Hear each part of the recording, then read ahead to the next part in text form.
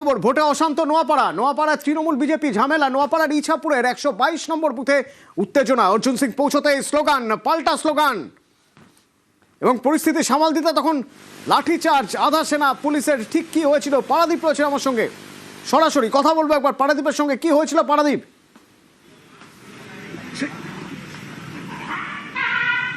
দেখো, এদিন ব্যারাকপুরের ভাটপাড়া, নোয়াপাড়া, নৈহাটি, বীজপুরে অন্যান্য বছর ভোটের যে ছবি আমাদের চোখের সামনে ফুটে ওঠে, আজ কিন্তু ব্যতিক্রমী ছিল। কিন্তু দিনের শেষে ইতস্তত বিক্ষিপ্ত বিভিন্ন জায়গায় বিভিন্ন ছোটখাটো সংঘর্ষের কথা উঠে আসছে। তার মধ্যে অন্যতম হচ্ছে নোয়াপাড়ার এদিনকে ইছাপুরের অরবিন্দ পল্লী, সেখানকার 122 নম্বর বুথে হঠাৎ করে খবর আসে যে বিজেপির যিনি সাংসদ, বিজেপির যিনি প্রার্থী অর্জুন সিং, তিনি পৌঁছে যান এবং তার কাছে খবর পৌঁছায় যে ওই অরবিন্দ পল্লীর 122 নম্বর বুথে তৃণমূল কংগ্রেসের যারা কর্মী সমর্থক যারা রয়েছেন তারা সেখানে ছাপ্পা ভোট দেওয়ার চেষ্টা করছেন। এবং সেই খবর শুনেই বিজেপি প্রার্থী অর্জুন সিং সেখানে পৌঁছন এবং তার সঙ্গে যারা বিজেপির যারা কর্মী সমর্থক ছিলেন তারাও সেখানে একসঙ্গে অর্জুন সিং এর সঙ্গে জয়েন করেন এবং তারা তখন সেখানে একটা উত্তপ্ত পরিস্থিতি তৈরি হয় এবং সেখানে সংঘর্ষ হয়, বাদানুবাদ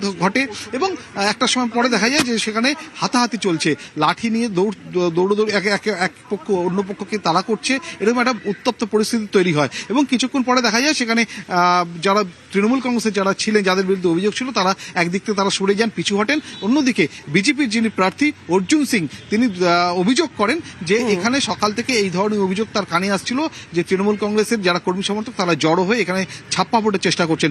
এবং তারপরে তিনি সেটা কমিশনে জানান এবং পরবর্তী ক্ষণেই আমরা দেখতে পারি যে কিউআরটি অর্থাৎ কুইক রেসপন্স টিম সেখানে পৌঁছে দুপক্ষকে আলাদা করে এবং অর্জুন সিং এর নিরাপত্তা কর্মীদের বিরুদ্ধে অভিযোগ, তৃণমূল কর্মীদের লাঠি ঘুষি মারার অভিযোগ। নোয়াপাড়া 183 নম্বর বুথ কর্মী দেখো গুন্ডা আছে, 3 বার এনডিপিএস আসামি ছাপ্পা মারছিল, 3 বার এনডিপিএস আসামিও।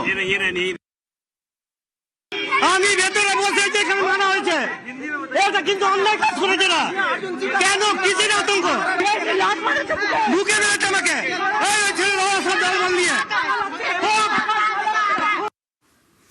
একরকম রেকর্ড পরিমাণ ভোট বলা যেতে পারে। বিকেল 5টা পর্যন্ত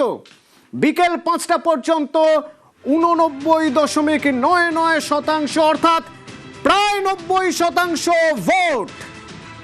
দ্বিতীয় দফা 142টি কেন্দ্রে, বাংলার দ্বিতীয় দফায় বিকেল 5টা পর্যন্ত প্রায় 90% ভোট পড়েছে।